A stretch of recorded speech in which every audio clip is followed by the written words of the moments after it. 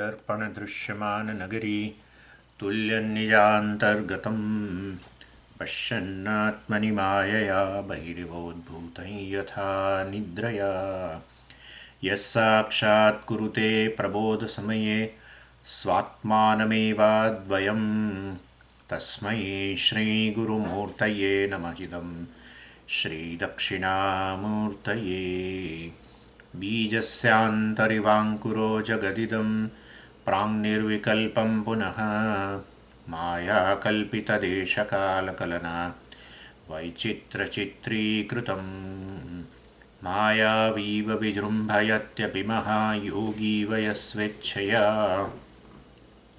तस्मै श्रीगुरुमूर्तये नमः इदं श्रीदक्षिणामूर्तये तस्मै श्रीगुरुमूर्तये नमः इदं श्रीदक्षिणामूर्तये। ॐ सहना भवतु सहनौ भुनक्तु सह वीर्यङ्करवावहै तेजस्विनावधीतमस्तु मा विद्विषावहै। ॐ शान्तिः शान्तिः शान्तिः। सदाशिवसमारम्भां शङ्कराचार्यमध्यमाम् अस्मदाचार्यपर्यन्तां वन्दे गुरुपरम्पराम्। ॐ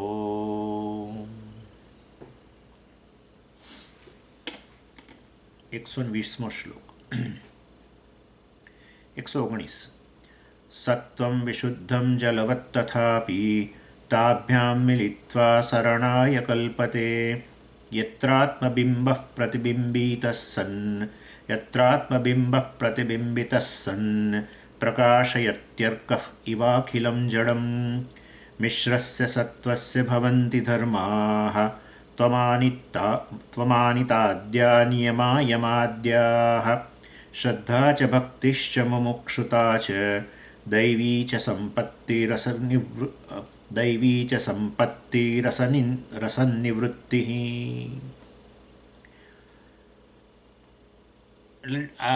અનાત્માની અત્યારે ચર્ચા ચાલી રહી છે. આત્માનાત્મ વિવેક, વિવેક ચૂડામણી એટલે આત્માનાત્મ વિવેક.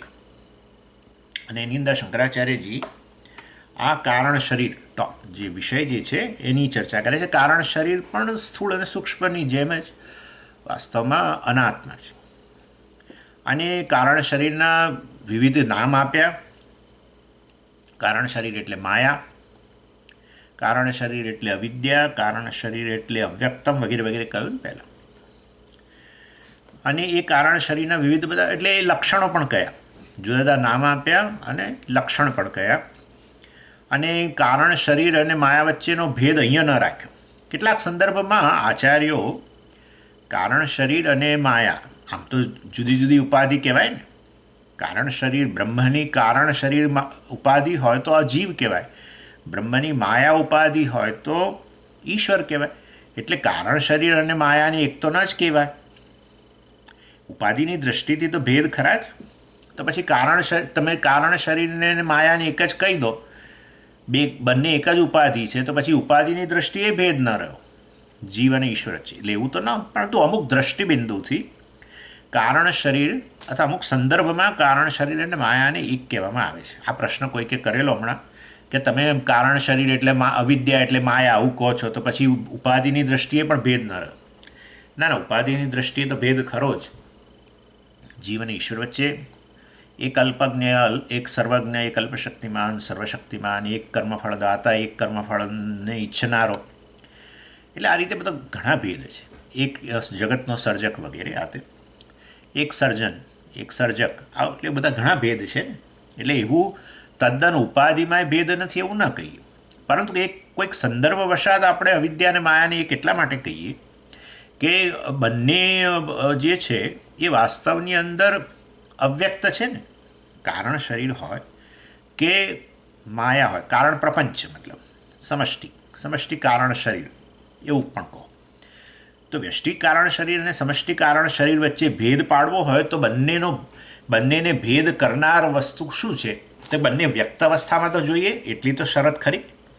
જેમ કે અત્યારે આ વ્યષ્ટિ શરીર અને આ સમષ્ટિ શરીર જગત અત્યારે આ જાગ્રત અવસ્થામાં ચોખ્ખો ભેદ છે. એટલે વ્યક્ત અવસ્થા હોય તો ભેદ હોય, અવ્યક્તમાં કેવી રીતે ભેદ પાડવો? એટલે વાસ્તવમાં અવ્યક્ત હોવાને કારણે કારણ શરીર અવ્યક્ત છે અને કારણ પ્રપંચ પણ અવ્યક્ત, માયા પણ અવ્યક્ત. એટલે એ દૃષ્ટિએ એમાં અવ્યક્ત અવસ્થામાં ભેદ નથી પાડી શકતા, માટે એને એક કહીએ છીએ આપણે. ભેદ કરનાર કોઈ વસ્તુ નથી. અને એનો સીધો સરસ ઉદાહરણ આપ્યું. તમે કેવી રીતે કહી શકો કે ભેદ નથી? સુષુપ્તિ અવસ્થા જ જુઓ. સુષુપ્તિની અંદર બધું અવ્યક્ત થઈ જાય છે ને. આપણે એવું કહીએ વ્યષ્ટિના સ્તરે બધું અવિદ્યામાં મળી જાય છે, અજ્ઞાનમાં, એટલે અજ્ઞાન સહિત બ્રહ્મમાં મળી જાય છે. અને સમષ્ટિ પણ વાસ્તવમાં રહેતી નથી. એટલે વ્યષ્ટિ સમષ્ટિનો ભેદ જ રહેતો નથી સુષુપ્તિની અંદર. જગતની સભાનતા નથી ને આ સ્થૂળ આ શરીર મન બુદ્ધિ કશાની સભાનતા નથી.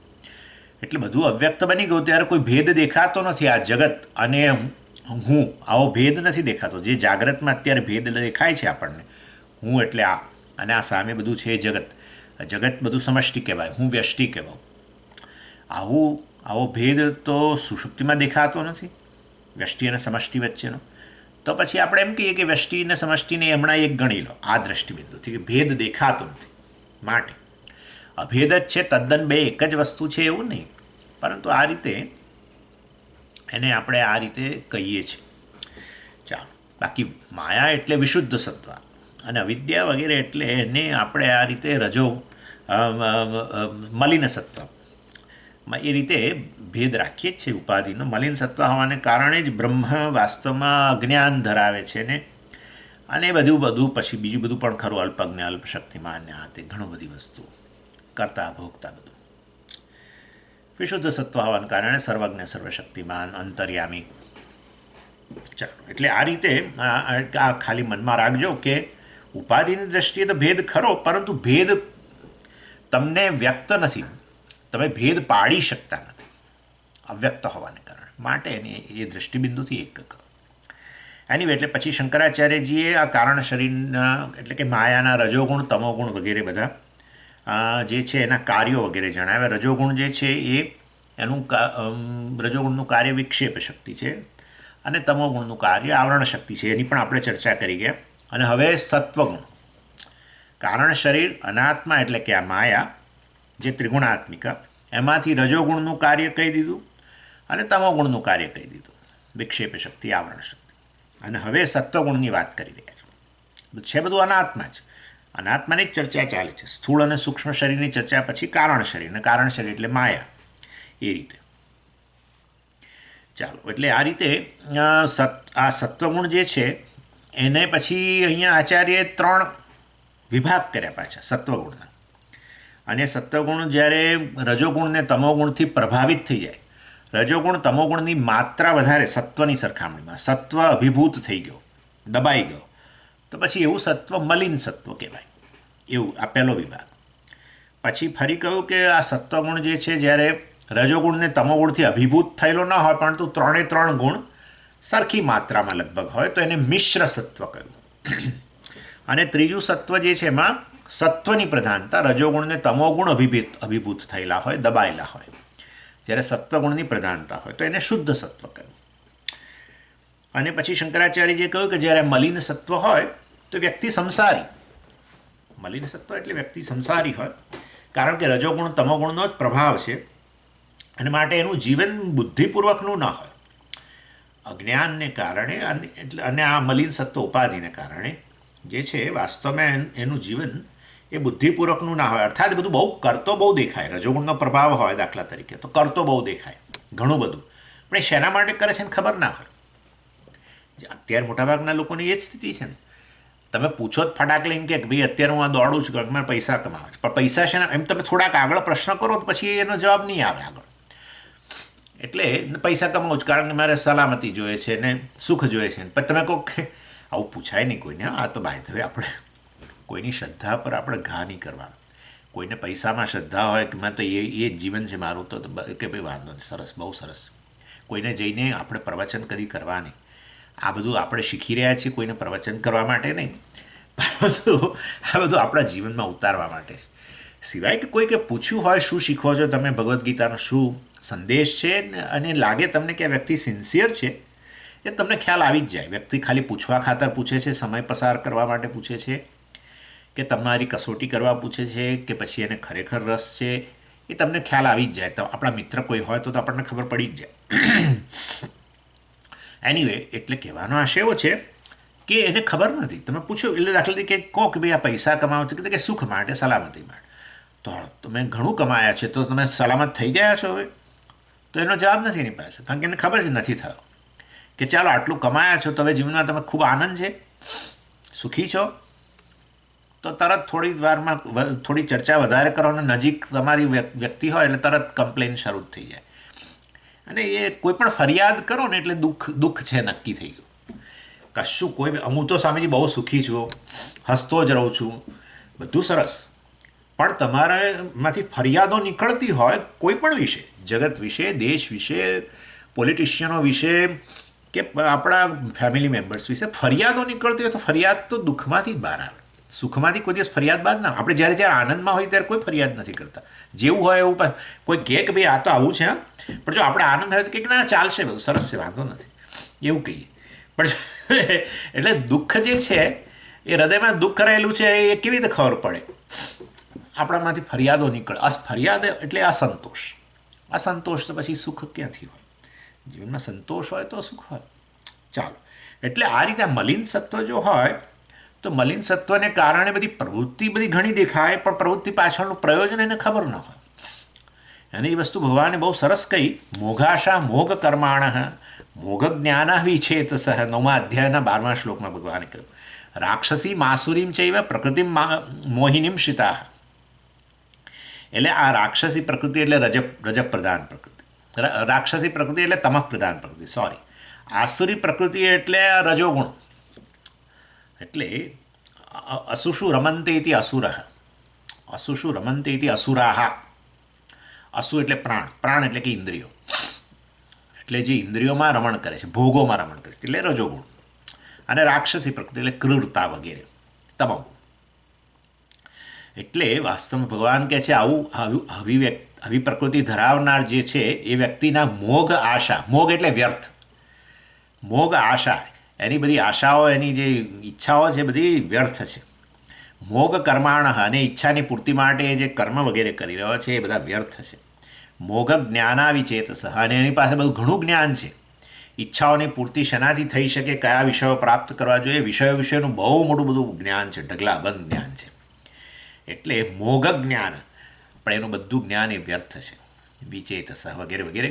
એટલે મલિન સત્વ પ્રકૃતિ ધરાવનાર, મલિન સત્વ જેના ધરાવે છે એની આ પ્રકારની પ્રકૃતિ હોય, તામસ રાક્ષસી પ્રકૃતિ કે આસુરી પ્રકૃતિ હોય, ને એનું આ ભગવાન કહે છે એનું જ્ઞાન, એની ઈચ્છાઓ, એના કર્મ બધું વ્યર્થ જ છે. આવું કહ્યું. મલિન સત્વની વાત કરી. પછી મિશ્ર સત્વ. મિશ્ર સત્વ એટલે શું? કે સંસારીએ નથી ને જ્ઞાનીએ નથી. પહેલાં આપણે જે ચર્ચા કરી ગયા એવો ચેમ્પિયન નથી. એટલે આ વ્યક્તિ હવે આ પાટા પર આવી ગયો છે, બરાબર. પાટા પર એટલે હવે ગાડી પહોંચવાની તો છે જ, બરાબર, પરંતુ હજુ પહોંચ્યો નથી. હજુ જીવનનું જે ધ્યેય છે એ પ્રાપ્ત થયું નથી, જ્ઞાન, આત્મજ્ઞાન વગેરે, મોક્ષ પ્રાપ્ત થયો નથી, પરંતુ એ માર્ગ પર છે.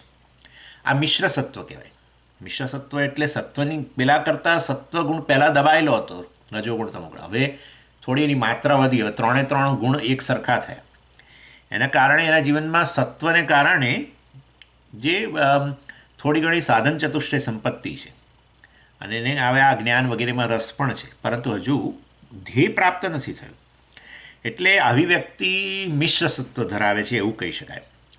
મલિન સત્વ ધરાવનાર વ્યક્તિ સંસારી, શુદ્ધ સત્વ આપણે જોઈશું, એ શુદ્ધ સત્વ ધરાવનાર વ્યક્તિ જ્ઞાની, પરંતુ આ મિશ્ર સત્વ એટલે વચ્ચે. અને આ રીતે આમ મલિન મિશ્ર સત્વની વાત કરી. અને પછી શુદ્ધ સત્વ એટલે જે વ્યક્તિએ જ્ઞાન પ્રાપ્ત કર્યું, આત્મજ્ઞાન પ્રાપ્ત કર્યું, અને એને કારણે મુક્ત થઈ ગયેલો છે વ્યક્તિ, એ શુદ્ધ સત્વ પ્રધાન કહેવાય. અને એમાં આ રીતે પહેલાં ભગવાને જે છે એ 119મા શ્લોકની અંદર પેલી વાત કરી, આ મલિન સત્વની વાત કરી, અને પછી 120મા શ્લોકમાં ભગવાન આ મિશ્ર સત્વની છે એ વાત કરી રહ્યા છે. આ મેં તમને ખાલી એક થોડું ઇન્ટ્રોડક્શન આપી કે ક્યાં આપણે છીએ અત્યારે. 120મા શ્લોક પર આપણે અત્યારે છીએ. એટલે મલિન સત્વની વાત ગઈ વખતે આપણે કરી દીધી. હવે આ મિશ્ર સત્વની વાત કરે છે અને કહે છે મિશ્રસ્ય સત્વસ્ય ભવંતિ ધર્માઃ અમાનિતાદ્યાઃ નિયમા યમાદ્યાઃ શ્રદ્ધા ચ ભક્તિશ્ચ મુમુક્ષુતા ચ દૈવી ચ સંપત્તિ અસન્નિવૃત્તિ. એટલે મિશ્રસ્ય સત્વસ્ય ધર્માઃ ભવંતિ એટલે વાસ્તવમાં મિશ્ર સત્વ ધરાવનાર વ્યક્તિ જે છે એના આ ધર્મો છે, આ પ્રકારના લક્ષણો છે. એટલે આવા લક્ષણો જો આપણામાં હોય તો આપણે મિશ્ર સત્વ ધરાવીએ છીએ એવું કહેવાય. શું કહે છે? અમાનિતાદ્યાઃ તમે સમજી જ ગયા છો. અમાનિતા એટલે અમાનિત્વમ એક જ વસ્તુ છે. તા અને ત્વમ એ ભાવવાચક જે છે શબ્દો બનાવવા માટે હોય છે. અંગ્રેજીમાં એને નેસ એવું કહે આ લોકો. એટલે વાસ્તવમાં આ પ્રકારે 13મા અધ્યાયની અંદર ભગવાને જે કહ્યું ને અમાનિતાદ્યાઃ અમાનિતા આદ્યાઃ આદિ એટલે વગેરે વગેરે વગેરે એટસેટ્રા.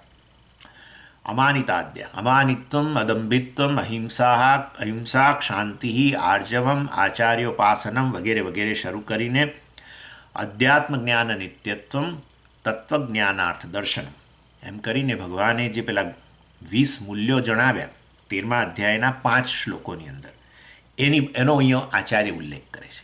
આવું ધરાવનાર મિશ્ર સત્વ ધરાવે છે એમ કહેવાનો આશય છે. આવા લક્ષણો ધરાવનાર એટલે અને ભગવાને એ બધાને પાછા એતદ જ્ઞાનમ ઇતિ પ્રોક્તમ અને અજ્ઞાનમ યદતોન્યથા આવું કહ્યું. એટલે ભગવાને આ મૂલ્યોની વાત કરીને એવું ના કહ્યું કે આ મૂલ્યો છે. ભગવાને કહ્યું આ તો જ્ઞાન છે. અરે જ્ઞાન તો આત્મજ્ઞાનને આ કહેવાય. એને જ્ઞાન કહેવું જોઈએ. આ તો મૂલ્યો છે. મૂલ્યોને કેવી રીતે જ્ઞાન કહી શકો? એટલે એનો અર્થ એવો થયો કે આ મૂલ્યો હોય તો જ્ઞાન અત્યંત નજીક છે એ દૃષ્ટિ. આવા મૂલ્યો હોય અમાનિત્વમ અદંભિત્વમ વગેરે બધા જે મૂલ્યો હોય આપણા જીવનમાં મિશ્ર સત્વને કારણે તો પછી જ્ઞાન ઘણું નજીક છે એ વસ્તુ નક્કી થઈ ગઈ. એટલે મેં પેલું કહ્યું મિશ્ર સત્વ હોય એટલે વ્યક્તિ પાટા પર તો આવી જ ગયો અને એ માર્ગે જઈ રહ્યો છે. હજુ ધ્યેય પ્રાપ્ત નથી થયું પણ આવું હોય તો જરૂર ભગવાન કહે છે એતદ જ્ઞાનમ આ જ જ્ઞાન છે. અને આનાથી ઉલટું એટલે અમાનિત્વમને બદલે માન હોવું, અદંભિત્વમને બદલે દંભ હોવો, અહિંસાને બદલે હિંસા હોવી, ક્ષમાને બદલે ક્ષમાનો અભાવ હોવો વગેરે તિતિક્ષાનો અભાવ હોવો, આ બધું હોય તો એ અજ્ઞાનનું કાર્ય છે એમ ભગવાને કહ્યું. અને આવું હોય તો એ જ્ઞાન જ ગણો એને, કારણ કે એ જ્ઞાનની આત્મજ્ઞાનની અત્યંત નજીક છે. અધિકારીત્વ પ્રદાન કરે ને. એટલે આ રીતે ભગવાને એટલે આવું હોય તો પણ વ્યક્તિને એના માટે જ્ઞાન શ્રવણમાં જ જ્ઞાન થઈ જાય. સામાન્ય રીતે એટલે જ આપણે હંમેશા કહેતા હોઈએ છીએ કે આ જે મૂલ્યો વગેરેને મતલબ અધિકારીત્વ બનવામાં જ ઘણો સમય લાગે છે. ખરેખર તો આપણને એમ લાગે કે આત્મજ્ઞાન પ્રાપ્ત કરવામાં બહુ સમય જાય છે અને આપણામાં અધિકારીત્વ છે. આ તો એક વાત કરું છું, પરંતુ ખરેખર એવું નથી હોતું. આ અધિકારીત્વ પ્રાપ્ત કરવામાં ઘણો સમય ઘણા જીવન પણ જતા રહે એની અંદર એવું શક્ય છે. એટલે અમાનિત્વ તમે જાણો છો આ માનનો માગણીનો અભાવ કે દંભનો અભાવ એ પોતે જ કેટલું મોટું મૂલ્ય છે. હિંસા બિલકુલ વાણીના સ્તરે પણ નહીં, મનના સ્તરે નહીં કે આવી શરીરના સ્તરે નહીં. હવે આવું અથવા અલ્પહિંસા ગણો. અહિંસા એટલે હિંસાનો આપણે અભાવ નહીં, પણ ચાલો અલ્પહિંસા તદ્દન અલ્પ કોઈની પણ લાગણી ના દુભાય રીતે વ્યવહાર કરવો તો અત્યંત અઘરું તો છે જ. એટલે આ પ્રકારનું અધિકારીત્વ, ક્ષમાનો બિલકુલ અભાવ આવું આપણને નથી જ લાગતું. આપણને થાય જ આપણે હંમેશા જસ્ટિફાય કરીએ આ બધું અમુક હદ સુધી બરાબર છે, પછી તો ફૂંફાડો હોવો જોઈએ ને આમ ને તેમને. તો નહીં તો આપણને લોકો મારી નાખે ને એટલે કચડી નાખે ને આપણી કોઈ કિંમત ના રહે ને ફલાણું ના રહે ઢીકણું ના રહે ને. આ જમાનામાં આ બધી વસ્તુઓ તો ખાલી એક બોલવા માટે છે. આવું હોય તો તમે ફેંકાઈ જાઓ ને આમ થઈ જાય ને બધા આવા મૂલ્યો હોય તો તમે શું કહે ને મૂર્ખતા છે. પ્રમાણિકતા હોય એ મૂર્ખતા છે. સત્ય બોલવું મૂર્ખતા છે. આવું જ કેમ લોકો ઇન શોર્ટ આ બધા મૂલ્યો હોય તો ભગવાન કે આત્મજ્ઞાન સામે જ છે, એટલે મતલબ કે અત્યંત નજીક છે, એટલે ભગવાને એને જ્ઞાન કહી દીધું. એતદ જ્ઞાનમ, આ તો જ્ઞાન છે ભગવાન કે.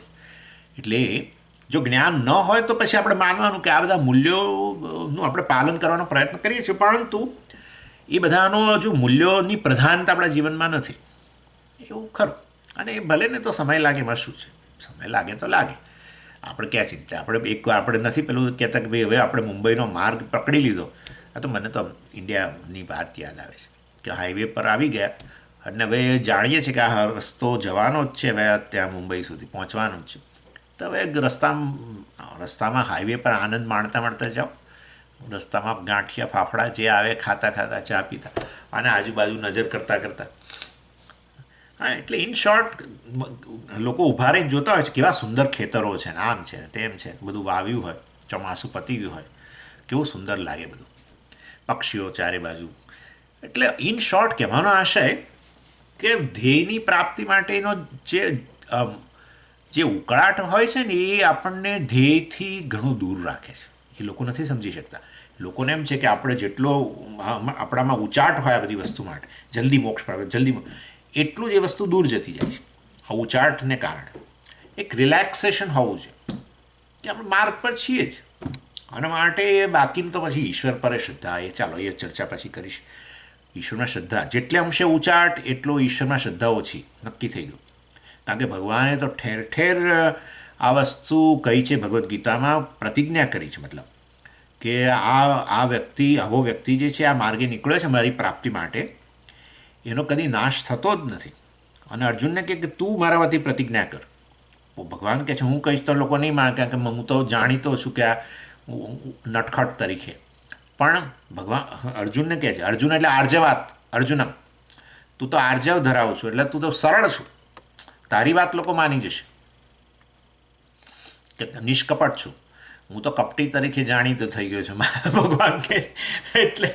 એટલે ઇન શોર્ટ, નમે ભક્ત પ્રણશ્યતિ, મારા ભક્તનો નાશ થતો જ નથી. અર્જુન પ્રતિજાનીહી, તું પ્રતિજ્ઞા કર. આવું કહ્યું ને. એ પહેલાં કેટલી જગ્યાએ ભગવાને જાતે જ કહ્યું કે આ માર્ગે આવેલી વ્યક્તિનો નાશ થતો જ નથી, ભલે ને હજુ એણે મોક્ષ પ્રાપ્ત ન કર્યો. એ શું ચિંતા, ઈશ્વરમાં શ્રદ્ધા હોવી જ જોઈએ. ચાલો, એનીવે, એટલે અહીંયા પહેલું જ વસ્તુ કહી, મિશ્ર સત્વ ધરાવનાર વ્યક્તિ જે છે, આચાર્ય કહે છે, શંકરાચાર્યજી અમાનિતાદ્યા, અર્થાત અમાનિત્વ વગેરે બધા ગુણો જે છે એ ધરાવે છે. અને અમાનિત્વનો શું અર્થ કરવો? એક જ શબ્દમાં અમાનિત્વનો અર્થ કરવો હોય તો વિનય, બસ. વિનય જેને કહીએ ને આપણે, નમ્રતા. અદંભિત્વનો શું અર્થ કરવો? એક શબ્દમાં સરળતા, બસ. અમાનિત્વ એટલે આવી પ્રકારનો વિનય. આપણા વ્યવહારમાંથી વિનય પ્રગટ થવો જોઈએ, નમ્રતા પ્રગટ થવી જોઈએ, અહંકાર નહીં. અને અદંભિત્વ એટલે સરળતા. કોઈ પણ વ્યક્તિ આપણા સંપર્કમાં આવે એને જ્યારે લાગે ને કે ભય નથી આ વ્યક્તિથી, તો માનવું કે આપણામાં સરળતા છે. આપણાથી લોકો ભયભીત બનતા હોય તો માનવું કે આપણામાં સરળતા નથી, કપટ છે.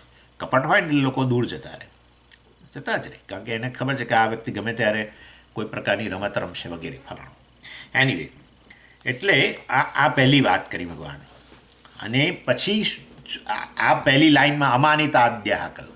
પછી તમે જો ચોથી લાઈન, છેલ્લી લાઈન જુઓ તો એમાં પાછા આચાર્ય કહે છે દૈવીમ ચ સંપત્તિ. દૈવી સંપત્તિ એટલે હવે તમે પાછા સમજી ગયા હશો. દૈવી સંપત્તિ એટલે 16મો અધ્યાય. 16મા અધ્યાયની અંદર ભગવાને દૈવી સંપત્તિની વાત કરી. 13મા અધ્યાયમાં ભગવાને આ મૂલ્યોની વાત કરી.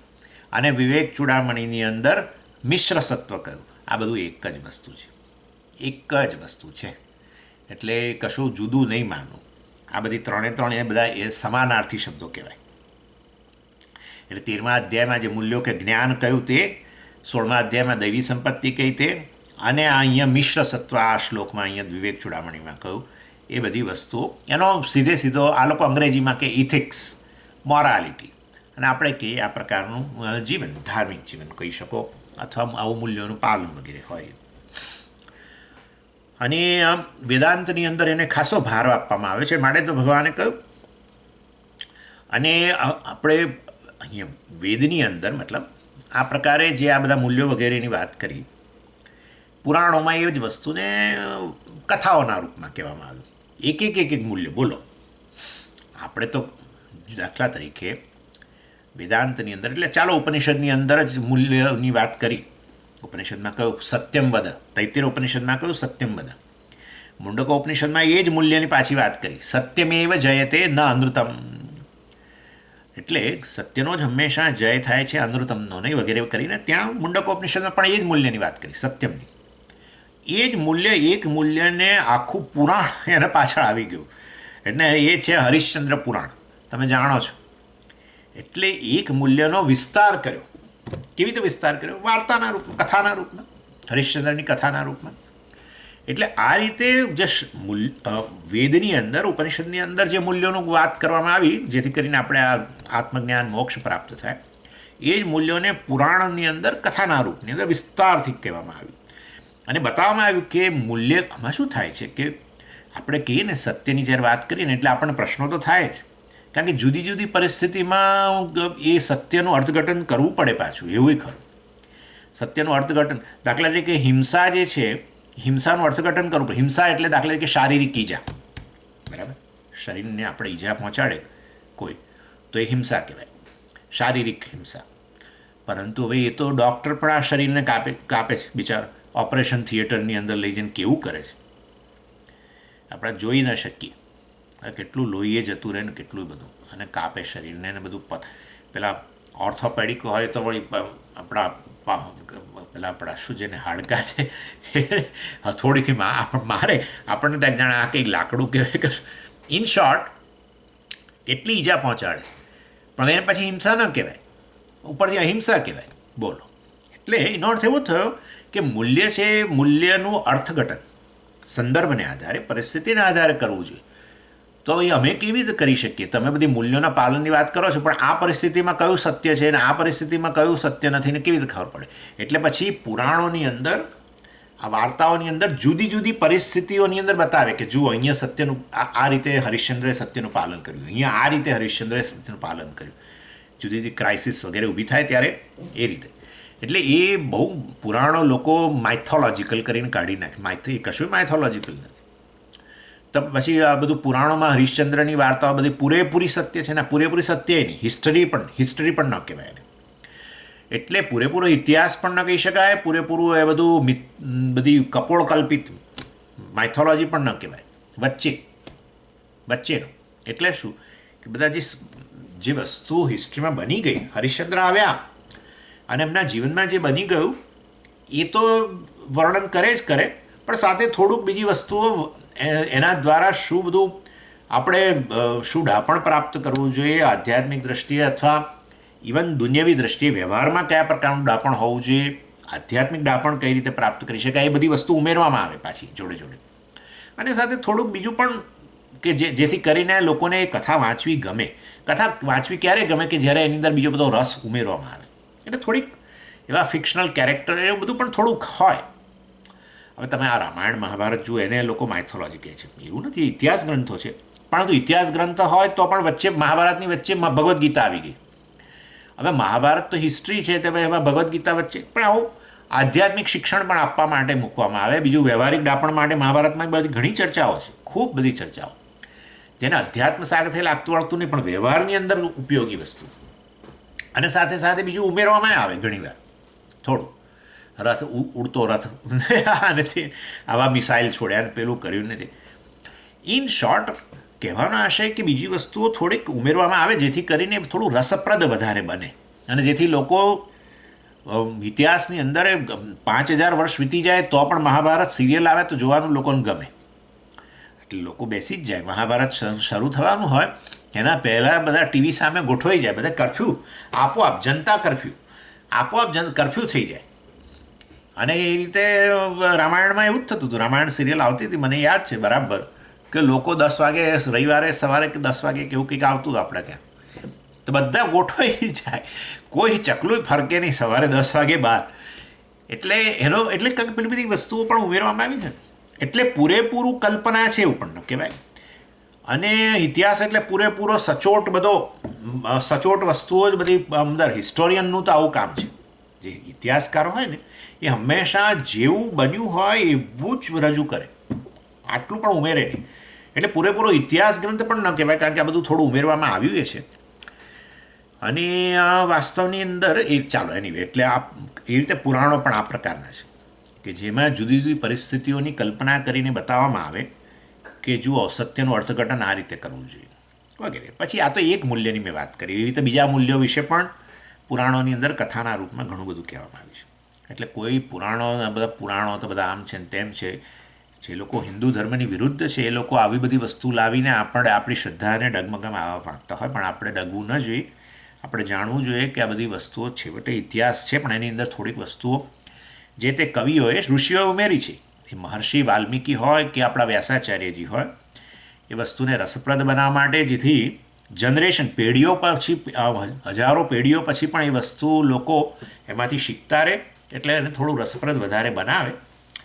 પરંતુ અને એને કારણે આજે મહાભારત સિરિયલ આટલી પ્રચલિત થઈ ગઈ હતી, રામાયણ સિરિયલ પ્રચલિત થઈ જ ગઈ હતી. ચાલો, એટલે એ વેદાંતની અંદર જે મૂલ્યોનું પ્રતિપાદન કર્યું અને આ રીતે આ બધા મૂલ્યો કે મેં તમને કહ્યું દૈવી સંપત્તિ કે અહીંયા મિશ્ર સત્વ વિવેક ચૂડામણીમાં જે કહ્યું એ વાસ્તવની અંદર આ રીતે એને અહીંયા આચાર્યનો ઉલ્લેખ કરે છે. દૈવી સંપત્તિનો આખું કે બધા જે 16મા અધ્યાયના પ્રથમ 3 શ્લોકમાં જે કહ્યું છે, હમણાં હું તમને કહું એ 3 શ્લોક યાદ કરાવું છું. આપણે તો થોડાક સમય પહેલાં જ જોઈ ગયા એટલા માટે કે અત્યારે 17મો અધ્યાય ચાલે છે સોમવારે આપણે, એટલે 16મો અધ્યાય આપણે પહેલાં જોઈ જ ગયા છીએ અને 16મા અધ્યાયના પ્રથમ 3 શ્લોકમાં જ આ દૈવી સંપત્તિની વાત કરેલી છે. 13મો અધ્યાય તો જોઈ ગયા, ઘણો સમય થઈ ગયો. એટલે પરંતુ અહીંયા આચાર્ય તેનો ઉલ્લેખ જ કરે છે, અમાનિતાદ્યાહ, બસ અમાનિત્વમ વગેરે. પછી કે અહીંયા હવે વિવેક ચૂડામણીમાં એ બધી વસ્તુ કહેવાનો કંઈ અર્થ નથી, વળે 20 મૂલ્યોને. આ વિવેક ચૂડામણી પર જેણે ટીકા લખી છે શૃંગેરી નાયક શંકરાચાર્યજીએ, એમણે તો એ 20 મૂલ્યો 5 શ્લોકમાં જે છે એનો ઉલ્લેખ કર્યો, 5 શ્લોકોને પાછો એ દરેક મૂલ્યોનો પાછો વિસ્તારે કર્યો આ વિવેક ચૂડામણી પરની ટીકા લખતી વખતે. પરંતુ આપણે તો અત્યારે એમાં નથી જતા. ચાલો, અને 16મા અધ્યાયના જે 3 શ્લોકની અંદર પ્રથમ 3 શ્લોક, પહેલો, બીજો, ત્રીજો, એમાં આ દૈવી સંપત્તિ કઈ દૈવાસુર સંપત્તિ વિભાગ છે ને 16મો અધ્યાય તો દૈવી સંપત્તિ વર્સેસ આસુરી સંપત્તિ. એમાં દૈવી સંપત્તિનો ઉલ્લેખ પહેલા 3 શ્લોકમાં કર્યો. અભયમ સત્વ સંશુદ્ધિ જ્ઞાનયોગ વ્યવસ્થિતિ દાનમ દમશ્ચ યજ્ઞશ્ચ સ્વાધ્યાયસ્તપ આર્જવમ, પહેલો શ્લોક. બીજા શ્લોકમાં કહ્યું અહિંસા સત્યમ અક્રોધ ત્યાગ શાંતિ અપૈશુનમ દયા ભૂતેષુ અલોલુપ્ત્વમ માર્દવમ હ્રીરચાપલમ, આ બીજો શ્લોક. ત્રીજા શ્લોકમાં કહ્યું તેજ ક્ષમા ધૃતિ શૌચમ અદ્રોહો નાતિમાનિતા ભવંતી સંપદમ દૈવી અભિજાતસ્ય ભારત. આ દૈવી સંપત્તિ છે ભગવાને કહ્યું. આ 3 શ્લોકની અંદર તેને બતાવી. એનીવે, એટલે એમાં પહેલું કહ્યું અભયમ. આ તો ખાલી એક જોવા માટે આપણે કહીએ અભયમ. અને અભયમ એટલે શું? ભયનો અભાવ. ક્યારે પણ ભયનો અભાવ એટલે શું? હજુ જ્ઞાન તો પ્રાપ્ત થયું નથી તો ભયતા કેવી રીતે આવે વાસ્તવની અંદર? એટલે આ વાસ્તવમાં જે જ્ઞાન પ્રાપ્ત કરે એને મૃત્યુનો ભય વગેરે જતો રહે. પણ હજુ તો આ તો તમે તો બધી અધિકારિત્વની વાતો કરો છો, તો ક્યાંથી ભય જતો રહે? પણ અહીંયા અભયતાનો અર્થ કરવાનો એટલે આ મૂલ્યોના પાલનની અંદર ભય ન હોવો, ધર્મના પાલનની અંદર ભય ન હોવો. સામાન્ય રીતે આ મૂલ્યોના પાલનમાં આપણને ભય હોય જ, લોકોની ટીકાનો ભય. સાચું બોલીએ ને તોય લોકોની ટીકા, પ્રામાણિક રહે તોય લોકોની ટીકા. આ તો ગૃહસ્થ છે, એનું ફેમિલી છે, આને કારણ કે ઘણીવાર ગુમાવવું પડે ને, નેચરલી ક્યારેક સત્ય બોલો એટલે તે ગુમાવવું પડે. પ્રામાણિક બનો તો પછી ગુમાવવું એ પડે, ભૌતિક વસ્તુ ગુમાવવી પડે ને તો પછી આવું ભૌતિક વસ્તુ ધન વગેરે દાખલા તરીકે ગુમાવવું પડતું હોય તો પછી લોકો ટીકા કરે આપણી, અરે એનું આવડું મોટું ફેમિલી છે, એના મોટા મૂલ્યોનું પૂંછડી પકડી ચાલે છે એમ કે. એટલે મૂલ્યોનું એટલે વાસ્તવની અંદર. અને ચાલો એ સિવાય આપણને બીજી રીતે પણ ભય હોય, આ બધા મૂલ્યોનું પાલન કરું છું ને કોઈ દિવસ મારા જીવન સામે ખતરો છે ને, આમને હોઈ શકે ને, આવું બધું પણ ભય હોય. એટલે અહીંયા ભગવાન કહે છે અભયમ, એટલે ધર્મના પાલનની અંદર ભય ન રાખવો જોઈએ, ધર્મનું પાલન કરવું જ જોઈએ, એમ કહેવાનો આશય છે ભગવાન. અને એ તો ભગવાને બીજી જગ્યાએ મને કહ્યું સ્વધર્મે નિધનમ શ્રેય પરધર્મો ભયાવહ. સ્વધર્મે નિધનમ શ્રેય ભગવાને પહેલાં કહ્યું પોતાના ધર્મના પાલનમાં અર્થાત આ મૂલ્યો વગેરેના પાલનની અંદર નિધનમ મરણ આવી જાય તો આવી જાય. આ તો બધું પુરાણોમાં આવું બધું ઘણી ચર્ચા હોય કે આવો ધર્મનું પાલન કરતાં કરતાં પોતાનું જીવન સમર્પિત કરી દીધું. આપણા ઇતિહાસમાં જ છે ને બધા ઇતિહાસમાં કેટલા બધા લક્ષ્મી ઝાંસીની રાણીના આ તે બધા લોકો અરે ખુદ ગાંધીજી પણ મૂલ્યોના પાલનમાં તો એટલા આગ્રહી સત્ય વગેરેના અને એટલે કેટલું શોષવું પડ્યું કેટલું શોષવું પડ્યું. એટલે છતાંય અભયતા પાલન તો કરીશ જ કોઈ ભય નહીં વગેરે વગેરે. ચાલો એટલે આ રીતે આ અભયમ પહેલું મૂલ્ય છે દૈવી સંપત્તિમાં પહેલું મૂલ્ય આ બતાવ્યું. અને લોકો મૂર્ખ કહે તો મૂર્ખ કહે એવી લોકોની ટીકાનો ભય નહીં આવું. અને એટલે અમાનિતાદ્યાહ જે કહ્યું બીજી લાઇનમાં અને ચોથી લાઇનમાં જે દૈવી સંપત્તિ કહી એક જ વસ્તુ મિશ્ર સત્વ અને અહીંયા જેને મિશ્ર સત્વ કહ્યું. પછી કહે છે તમે બીજી લાઈન જોશો તો એમાં કહે છે નિયમા યમાદ્યાહ યમ અને નિયમ આદ્યાહ આદ્યાહ એટલે અમે એની ચર્ચા નહીં કરીએ એટલે અહીંયા હવે આપણે ચર્ચા ના કરવી જોઈએ પરંતુ આમ તો નિયમ અને યમ એટલે કે યમ નિયમ એ અષ્ટાંગ યોગને અંતર્ગત છે. અને અષ્ટાંગ યોગનો આપણે હવે અહીંયા આચાર્ય ઉલ્લેખ કર્યો માટે એનો જે ફાયદો છે એ આપણે જોઈ લેવો જોઈએ. આજે છે ને અષ્ટાંગ યોગ જે છે એને કારણે વાસ્તવમાં અષ્ટાંગ યોગનું એક જ મુખ્ય ઉદ્દેશ્ય છે આપણા વ્યક્તિત્વના વિવિધ પાસાઓ વચ્ચે સંવાદિતતા ઉત્પન્ન કરવી. બસ આનું નામ અષ્ટાંગ યોગ.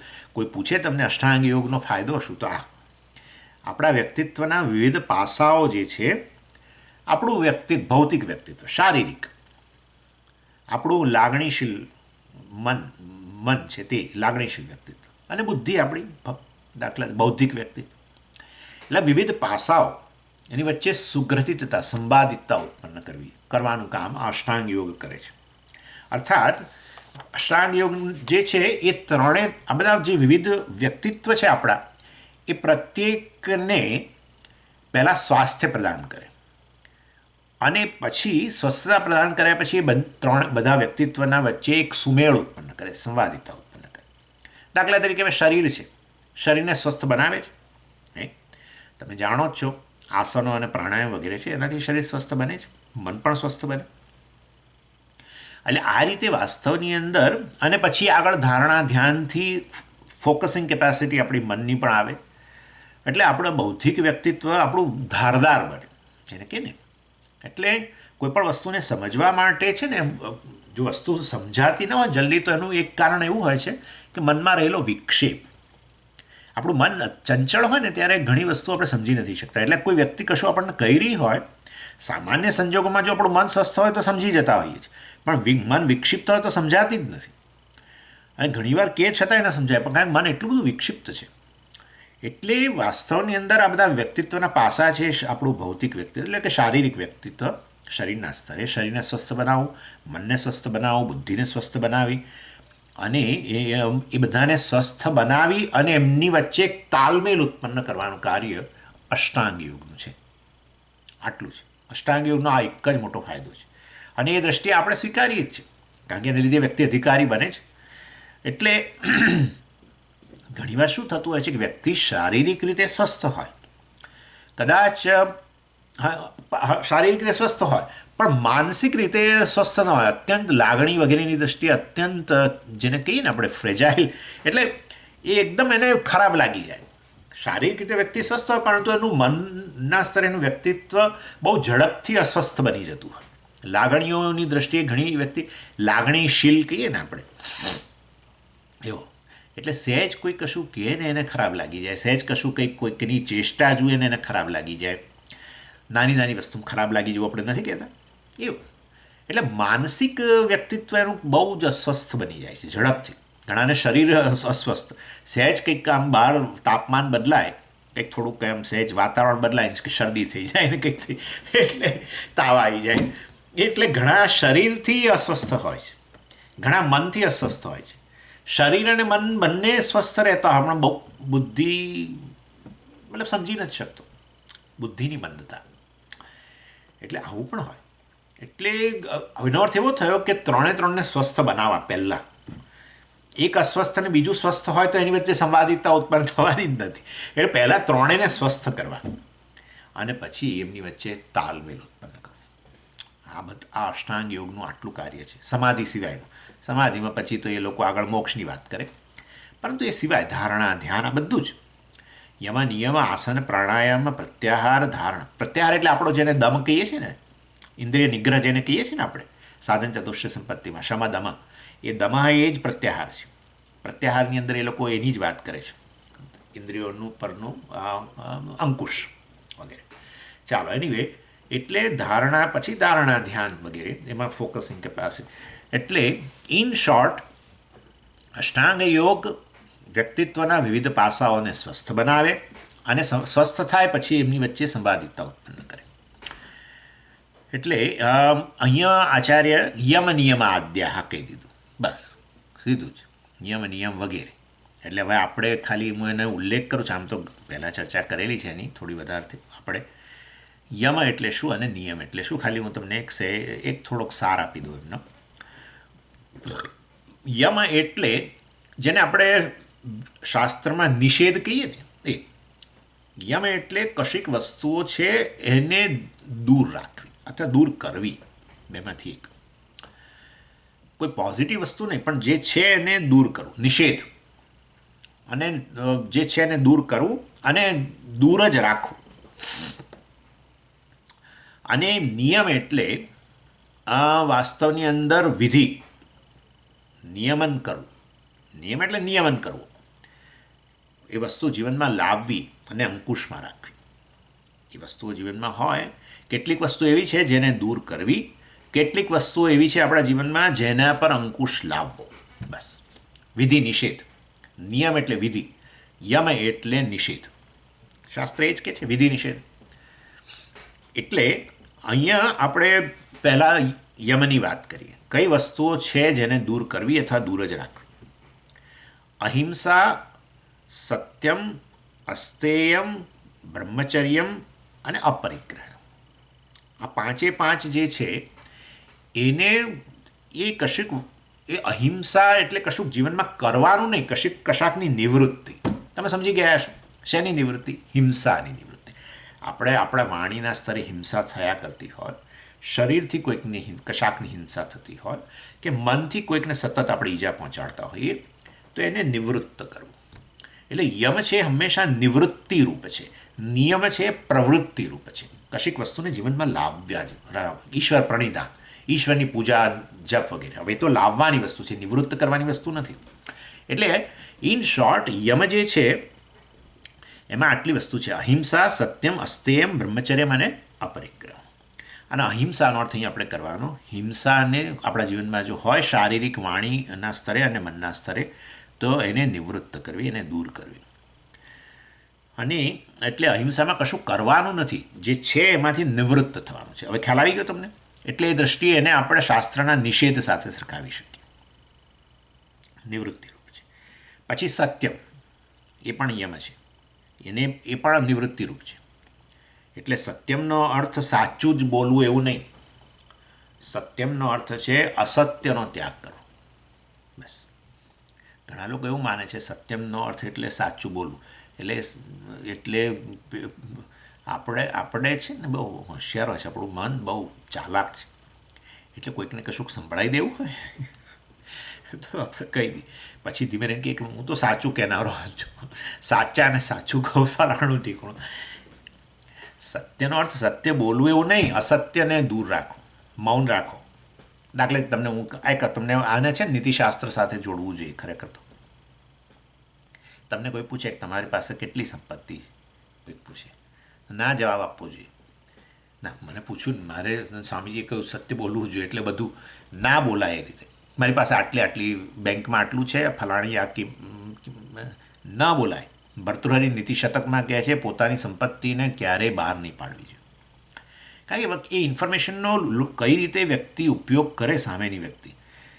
કોઈ સંન્યાસી હોય તો એને કોઈ ચિંતા ન હોય, કોઈ એમને આગળ જઈને કશું કહી આવ્યા હોય તો. હું માનું છું કે એવો સંન્યાસી હોય તો. પણ બાકી જ્યાં ને ત્યાં પોતાની સંપત્તિ વિશે ન બોલવું જોઈએ, મૌન રહેવા. એટલે વાસ્તવની અંદર સત્યનો અર્થ કરવો છે અસત્ય નહીં બોલવું. મારી પાસે કશું નથી, આપણી પાસે ઘણું હોય પણ આવું એ વ્યક્તિએ પૂછ્યું ને આપણે છુપાવવું છે તો આપણે બોલી કાઢ્યું, મારી પાસે કશું છે જ નહીં. મને તો અત્યારે બહુ તકલીફ છે પૈસાની. આવું અસત્ય બોલવાની જરૂર નથી, મૌન રહો. પણ સત્ય ના બોલો, જે છે કહી દો બહાર, એ નહીં. સમજ્યા તમે? એટલે બહુ હંમેશા સત્યનો અર્થ કર્યો છે. એટલે પેલું બધું જોડ્યું ને મનુસ્મૃતિમાં, સત્યમ બ્રુયાત, પ્રિયમ બ્રુયાત, હિતમ બ્રુયાત વગેરે વગેરે. સત્ય હોય, પાછું પ્રિય હોવું જોઈએ, પાછું હિતકારી હોવું જોઈએ. હવે આપણી માલિકીની વસ્તુઓને અન્યને શું હિત એમાંથી? દાખલા તરીકે તમે ઘણા લોકો આવું પાછું, હવે આવું ન કહેવું જોઈએ મારે, પરંતુ ઘણા લોકોને આવી ટેવ હોય છે, બોલ્યા જ કરે, મારી પાસે આટલી ગાડીઓ છે, હજુ એક બીજી લેવી છે, ફલાણું આમ છે, મારે રિક્ષા, હમણાં એક જમીન લીધી, આપણે એક જમીન લીધી. પણ કોણ તમને કહે છે બધું બોલવા? પણ એક બહાને જરા પોતાની એક જુદી છાપ ઊભી થાય. ન બોલો આ બધું. ઇન શોર્ટ, કહેવાનો આશય છે સત્યમનો અર્થ છે અસત્યનો ત્યાગ કરો, મૌન રહો. કોઈ કશું પૂછ્યું અને તમને લાગે કે આ સાચું બોલવાથી ઉપરથી એમાંથી હિત સરવાનું નથી, પ્રિય નથી, તમે એમને ખબર કાઢી આવે પેલી વ્યક્તિને કેવું છે એમને. હવે જાણો છો તમે, ડૉક્ટર તમારી સાથે કદાચ વાત કરી હોય કે ભાઈ આ વ્યક્તિ જાજો સમય નથી જીવી શકે, પણ જે વ્યક્તિએ પૂછ્યું તમને, એને જો એ સાચું તમે કહી દો આવું એ વ્યક્તિ વિશે, પેલી માંદગી ધરાવનાર વ્યક્તિ વિશે, તો આને બહુ અંદરથી ખરાબ લાગે એમ છે, આને ઘણો આઘાત પહોંચે એમ છે, તો ન બોલો. એટલે સત્યમ બ્રુયાત, પ્રિયમ બ્રુયાત, હિતમ બ્રુયાત, આ ત્રણ ખ્યાલ રાખીને બોલો. અને એ બધાનો વિચાર કરવા જશો ને તો મૌન રહેવું જ વધારે સારું લાગશે. ઇન શોર્ટ, વાસ્તવની અંદર સત્યમ અહીંયા જે યમના રૂપમાં બતાવ્યું એ પણ અસત્યના ત્યાગના રૂપમાં છે. અસત્ય તો નહીં જ બોલવું, મૌન રાખો. અને મૌન રાખો એટલે વ્યક્તિ સમજી જાય કે ભાઈ આ વ્યક્તિને આ વિશે બશું કહેવામાં રસ નથી, વાત બદલી નાખો. આવું પણ કરી શકાય. ચા લેશો, કોફી લે, એવું કરી.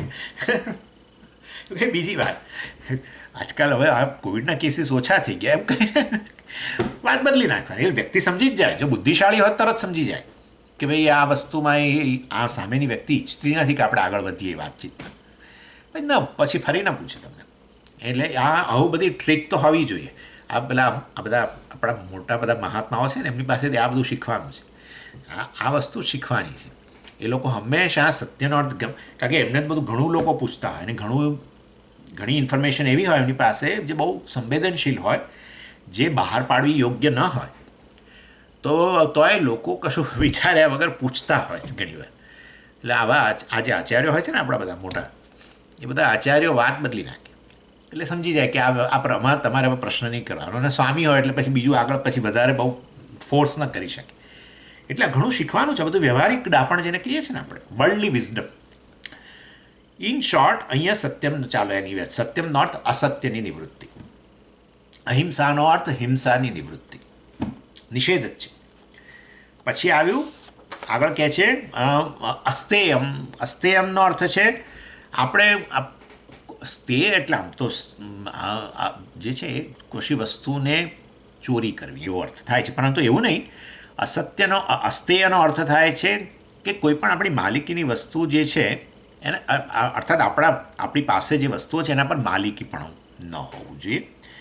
એટલે અથવા તો એને કરતાં પણ બીજી રીતે કહીએ આપણે એને, કારણ કે પાછું એક આગળ મૂલ્ય જે આવવાનું છે અપરિગ્રહ, એમાં પછી આ થોડું ઘણું એ જ વાત કરવી પડશે. પણ એટલે અસ્તેયનો અર્થ કરીએ અન્યની માલિકીવાળી વસ્તુ છે એને પોતાની માલિકીની બનાવવાની જે વૃત્તિ જે છે એ ન હોવી જોઈએ.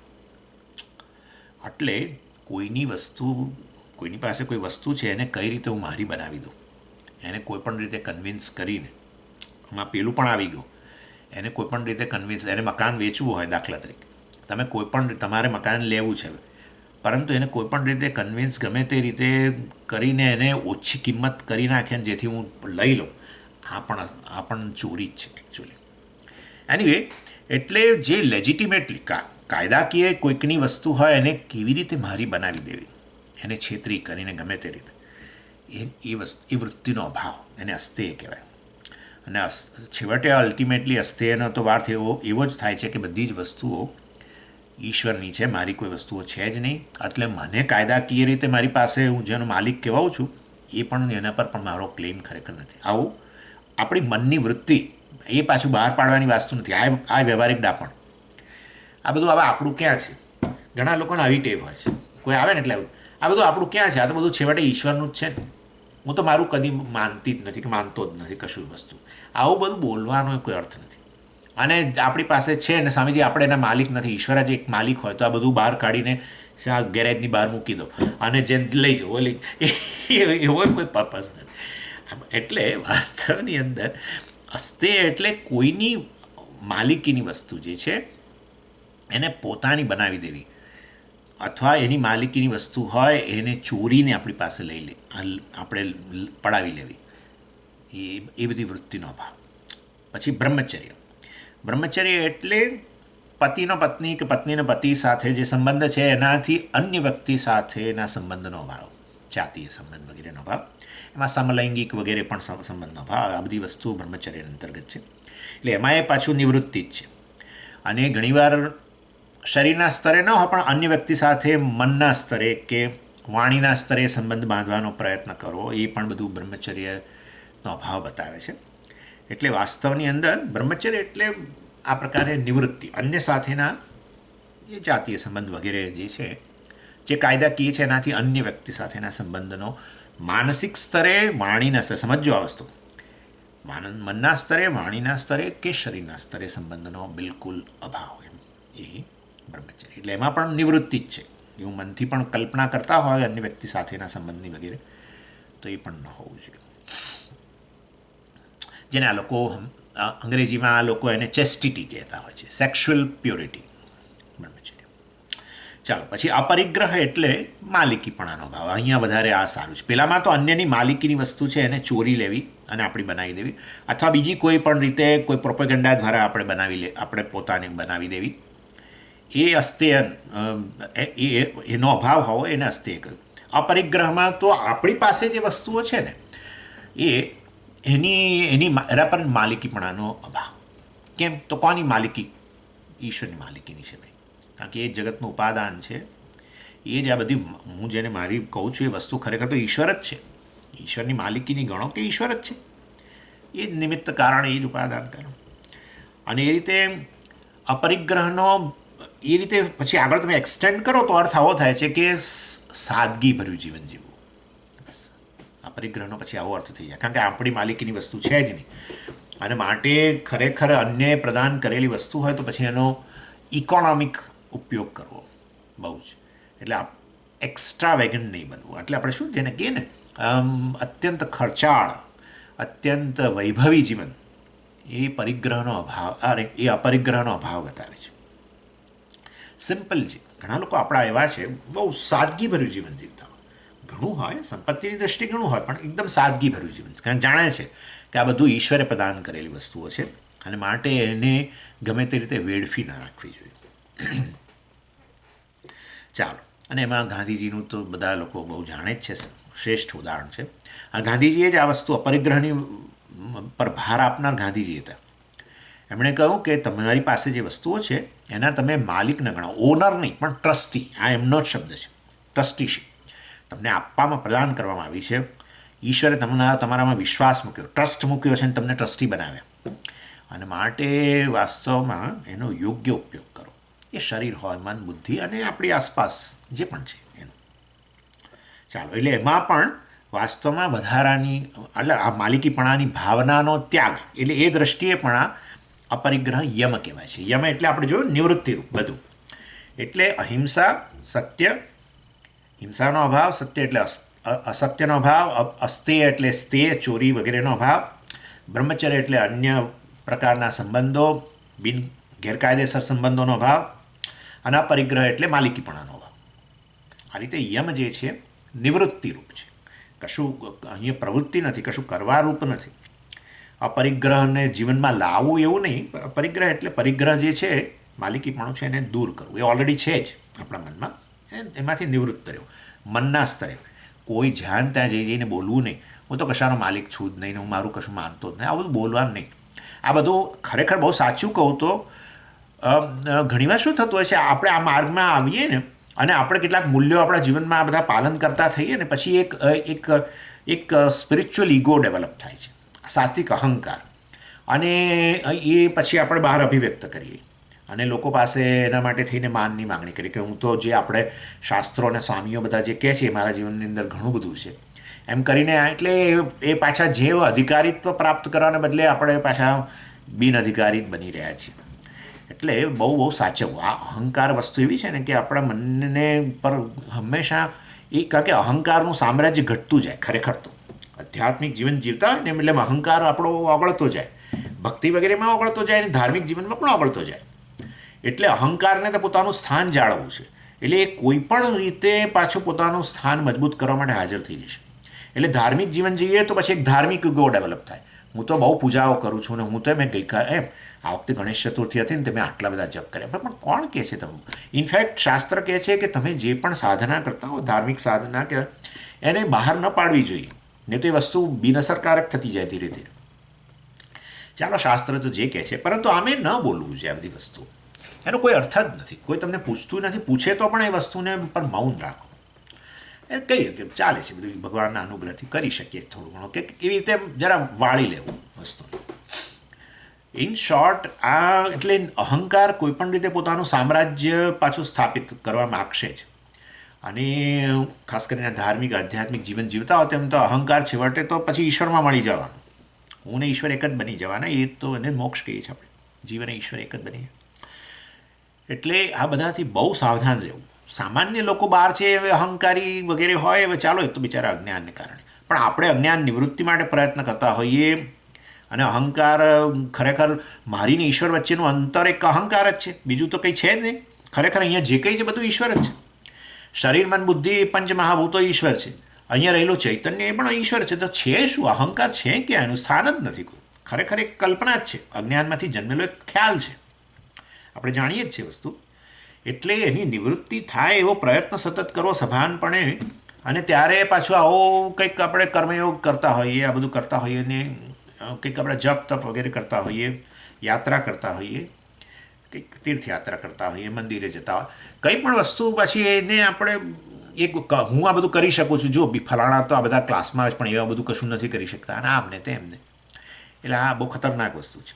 એને એટલે આમ સાત્વિક ઈગો જેને કહે ને એ પ્રકારની વસ્તુ છે. પણ ચાલો, એટલે મારો અહીં ઈગોનો અર્થ કહેવાનો હશે આવો પ્રકારનો અહંકાર. સાત્વિક ઈગો એટલે વાસ્તવમાં હું કરતા નથી, ઈશ્વર જ કરતા છે વગેરે વગેરે કર્મયોગ ધરાવનાને સાત્વિક અહંકાર કહીએ છીએ. પરંતુ હું જે અહંકાર કહું છું એ પેલું, હું તો આ બધું કરનાર વ્યક્તિ છું. આપણે જેને વ્યવહારમાં અહંકાર કહીએ છીએ ને તે અભિમાન જેને કહીએ ને. ચાલો હવે 5 નિયમો. પહેલાં તો યમ તો નિવૃત્તિરૂપ હતા, નિયમ છે એ પ્રવૃત્તિરૂપ છે. એને આ વસ્તુઓને જીવનમાં લાવવાની જરૂર છે. શૌચમ ભગવાન કહે છે. શૌચ એટલે વાસ્તવ શંકરાચાર્યજી યમ નિયમના રૂપમાં કહે છે, એટલે હું નિયમની વાત કરું છું. શૌચમનો અર્થ છે પવિત્રતા. શરીર આપણું ચોખ્ખું સ્નાન વગેરેથી મન પણ પવિત્ર બનાવવાનું, ઇન્દ્રિયો વગેરે. ઇન્દ્રિયોની પવિત્રતા શું છે કે ભાઈ જે તે વિષયમાં જાય પછી એને વિષયનો ઉપભોગ તો એને ઇન્દ્રિય થકી કરવો જ પડે જીવન ચલાવવા માટે, પરંતુ પછી મનને ઇન્દ્રિયોને પાછી બોલાવી લેવી વગેરે. જેને ભટકતી નહીં રાખવી. ભટકતી રાખશો તો એ ગમે તેનું ચરણ, એ ઇન્દ્રિયો છે ને ઘોડા કયા ને કઠોપનિષદની અંદર ઇન્દ્રિય ઇન્દ્રિયાણી હયા નાહુ. હય એટલે ઘોડો. એટલે પછી જો એને ચરતો રાખશો બહાર, એને બાંધશો નહીં તમે એક જગ્યાએ, તો એ તો ચર્યા જ કરશે ગમે તે વસ્તુ, ઘાસ ખાવાનું, બીજું ખાવાનું, જે તે બધું વસ્તુનું ચરણ કરશે. એટલે પછી અશુદ્ધ વસ્તુઓ પણ જે ઇન્દ્રિયો ગ્રહણ કરે.